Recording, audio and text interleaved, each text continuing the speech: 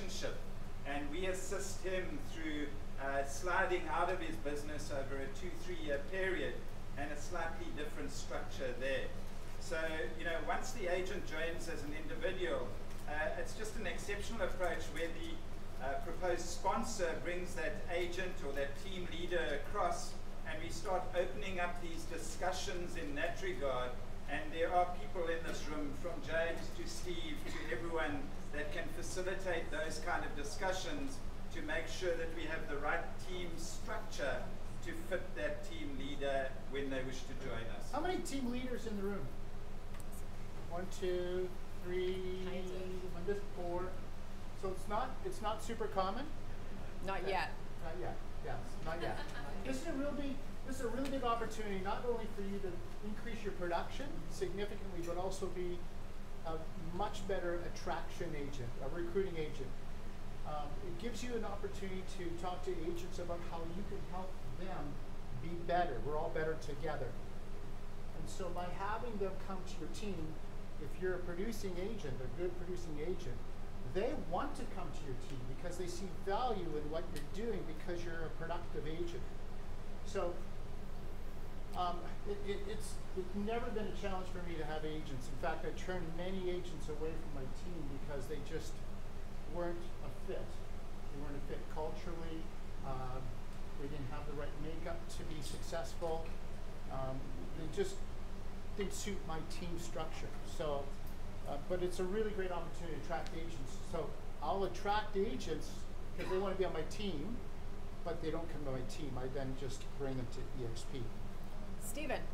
So just talk through the two aspects of the team thing. Talk about the branding side, because generally I would imagine that team leaders building their own brand together with everyone. Yep. And then the second one was lead generation. So I know you guys, a big part of the value that you offer is you actually generate leads for the team. So yes. Talk through that.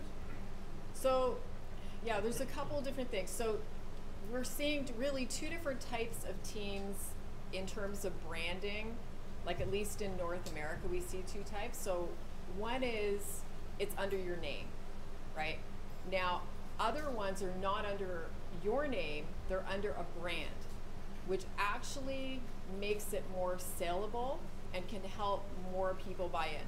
So if I could go back and do it over again, I'm not sure I would do it under the Jennifer Jones team brand, although it worked out for me because there's an Olympic curler named Jennifer Jones. And I just go up to the door and they're like, oh, you're Jen Jones? I know you. And I'm like, absolutely you know me. Yeah, let's do this. Is, right? Yeah, like The Rock. Okay, it's a rock on ice. Intern or outturn? Yeah, I don't even know. So we're seeing that brand like under your own signs. And the cool thing is, the reason for the team and the reason that branding works is because you end up with so many more signs, right? So I look at it as like all the agents are like Canadian geese, okay? Now, has anyone ever seen Canadian geese fly, maybe in a picture, or do you know what kind of shape they make? Yeah. What kind of shape? V. They make a V, right? So the truth is when you have them spread out like that, they're covering more geographical area, right? So they're covering more geographical area, they're looking for food, for water, for shelter, and if one gets sick or injured, Keith knows the answer to this, what happens if one goes down? My husband, the back. Yeah, one will come down and usually stay with it, one or two.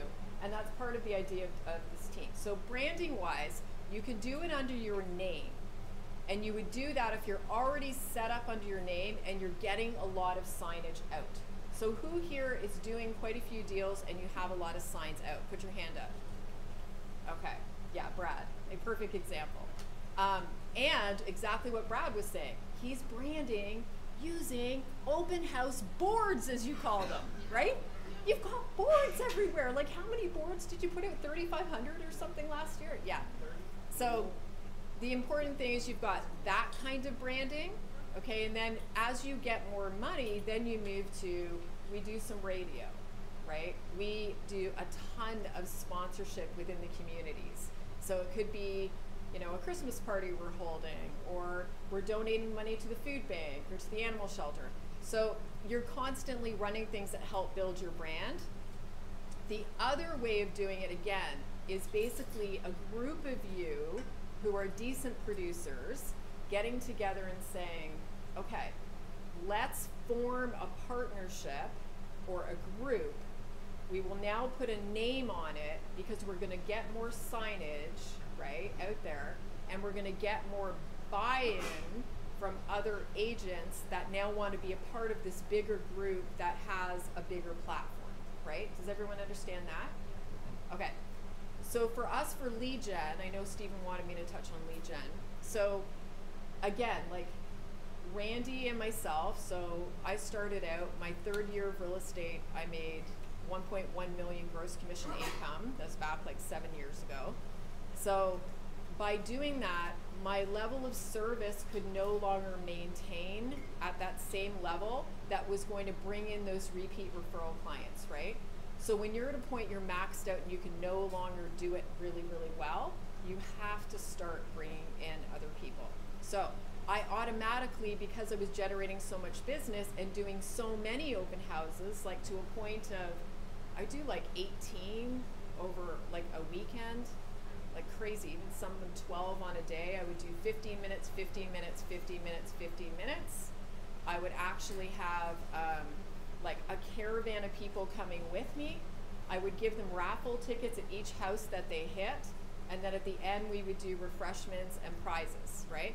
So this is a great way to actually establish an amazing group of buyers and sellers that will follow you. This is their fun on the weekend. They see other people they know, and then they start to transact with you, right?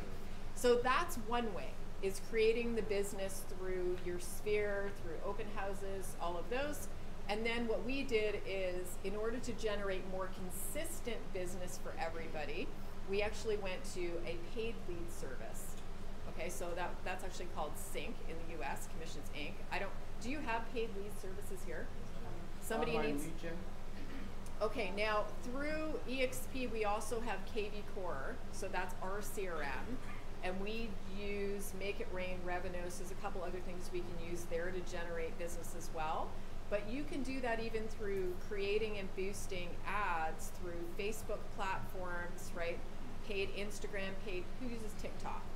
Is TikTok a thing here? Yeah. Okay, so you can do paid ads even through TikTok and start to generate business through that. So if you're looking to generate more for the team and do more branding within your team, you need to actually get out there and put some money into it. So if you're not ready to do that, the best way is exactly what Brad is saying, open houses. So even if you had other agents that don't want to run open houses on their listings, it's going to them and offering to host. Now, based on the psychology that seems to be here around, like, North Americans tend to be much more collaborative as a real estate group, and particularly within eXp. Are you kind of noticing that so far within the messaging this morning? So I think doing exactly what Brad did, you have to break it. Stop thinking in terms of this, like this is the way we do things, this is the way people behave, everybody wants to be a part of something bigger, right? So you've got to find a way to do what Brad is doing and ultimately go to other agents and say, okay, I've got some buyers that I've generated through some paid leads. Why don't we run some open houses through your listing or whoever else is in the hood? Maybe they're even from a different brokerage, because that's amazing to lead generate and attract them ultimately to the company, right? So what's your take? I think you did a really good job on that. Any other questions? It's just for us, it's very difficult to have shareholders because in the estates we're not allowed to have human shareholders, like estates, so that they don't allow it. You understand you have to have like a permit to put a sign. No, you're not allowed at all. Yeah, so if it's a gated So it's estate, difficult, you yeah. can't do, No, you're not allowed. So could I just add to that? I was going to say. I mean, with our technology within eXp, we've got a program called Frame VR. It's exp.world. You could do your own show in that environment. So if you got the photographs and you got the listing and you attract people into that environment, this is how good the technology is and the tools that are available to you. So I don't just think purely the way that Brad's thinking. I think that's the best way of doing it. Yes. But we've got alternatives and other solutions, and I think you must look towards that, because the youngster of today, that first-time home buyer, is willing to come to you within a frame environment and put their money down on a property that they want to buy. Even if Facebook Live or TikTok Live, but you'd have, I don't know about the security aspect of that, so I can't comment just because it's a different world. But if you had it set up where it's actually a show house or an open house during the week, but you're there live taking these clients through or potential buyers and answering questions live for them, and maybe it's like a closed group that they register for, and then you have the consent for the seller, right?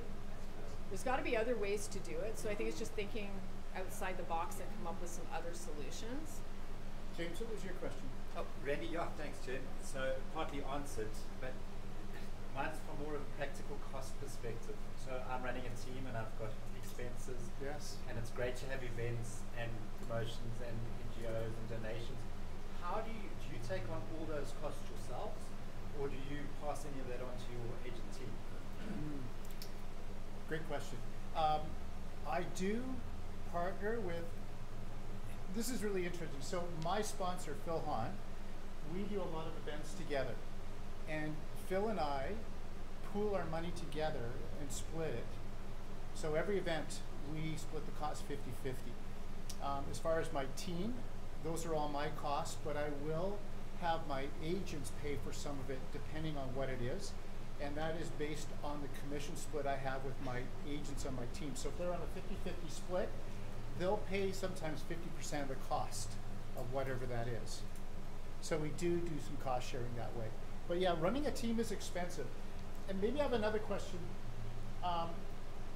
There's agents here, there's like 4 or 5 agents that were team leads, but do others of you have assistants or executive assistants that help you? That's really, to me, that's the first step in having a team. Like, leverage everything out of your own self, then have an assistant to like take you to the next level. So I was so afraid of doing that. And an agent came to me, actually the broker owner at the RE/MAX office, I was there 20 years, great guy. But he came to me and said, Randy, you're so good at what you do, but you're killing yourself. Let's get you an assistant. And I said, you know, I can do this on my own. I'm smoking everybody else. They've got people. I don't have people, and I'm selling more homes. So I was so prideful of doing it on my own that I wasn't going to hire an assistant. So I came to the decision, okay, I'll hire somebody, but I want to get 30% of my time back, so I can spend it with my 3 kids, my wife, and I wanted to make 30% more income. Well, what happened is I did get my 30% back, my time back, but I doubled my business. This is how good it can be with the right assistant. yeah. So I went from like 65 to 75 sales to 125 to 150 sales, and then I was overwhelmed again. I lost all my time, and that's where I hired my first agent, which I called a buyer's agent at the time. And I can still remember it was a Friday night. I was standing over the barbecue, I had guests over, much like we had over Steve's place last night, and I get a call from the first agent I hired, and I go, oh shoot, what's up, you know? And Jonathan, what's up? Oh, I just want to tell you, I just put a deal together. Awesome, like just so amazing. So from there, I just kept hiring, and you know, my team flexed and grew between agents, but my strongest team was with only 4 agents, including myself, doing 450 sales a year. Guys, we've got time for maybe one last quick question, then we've got to go down. Yes. So, ex-Keller Williams project approach came over to eXp to start my own team, was literally registered yesterday, so now I'm stuck between 2 traditional models in South Africa that we have in respect of teams. So, first one is the typical, what we call an MRA team, where you've got your admin, then you've got your buyer's agent, selling agent, shop house agent, etc. And the more traditional one in South Africa is where you've got a bunch of independent agents, but they do lead gen, you don't have a rainmaker, they do media, marketing,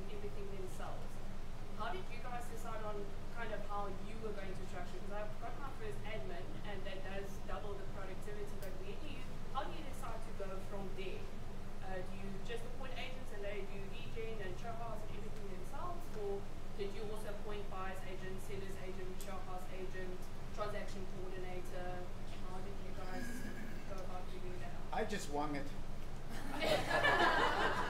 I'm overwhelmed. Out of the gate, I was still the listing agent, and I took care of all the listings, and then my agents just handled all the buyers. But when the market got tough in 2009, as you know, 2008, 2009, because up until then the market was just going like this, and you'd show up at a bus stop, and you'd say, we're going to sell some houses today, buy some houses, and people would just get in. It didn't matter who was the bus driver, right? That's just the way the market was. Then the market changed, and you'd pull up to the bus stop, and they go, yeah, we'll wait for the next bus. So I found that my agents are building these relationships with the buyers. Yes. That usually starts with a buyer. And then it was really hard for them to transition that buyer over to me to go and list their property. Yeah. So then I said, I have to give this buyer's agent the ability, the skill, and the opportunity to go and list that person because they built the relationship. We heard it this morning. It's Yeah. all about relationships. Yeah. Thanks, Jake. It's all about relationships. And Yeah. so I then transitioned to let my agents on my team be buyer's agents and listing agents at the same Yeah. time. And we always did from the beginning. Because I needed that leverage out, I would put agents on. I would help them very closely. I would give them 50% of it, even though it was mine. But what I did is just kind of got them to a place where I no longer needed to be there. I would go in and help and get the listing at first. It's now in a place where I don't even need to go in. So I have enough amazing agents on the team that know how to establish the rapport with clients and actually get the listing, right? They know how to compete and beat out the other agents. But I think it just depends on who you are. Ultimately, Randy's exactly right. It is all relationship, and people are going to work with who they trust, who they like and trust, right? So even now, you'll get people say they just want to work with that lead agent on the sign, right? And they're scripting around how to sort of move off of that. However, if you were set up without that one person's name on the sign, you would be 10 times further ahead. And I transitioned out of that. I've not been the Randy Dyke team for about 15 years.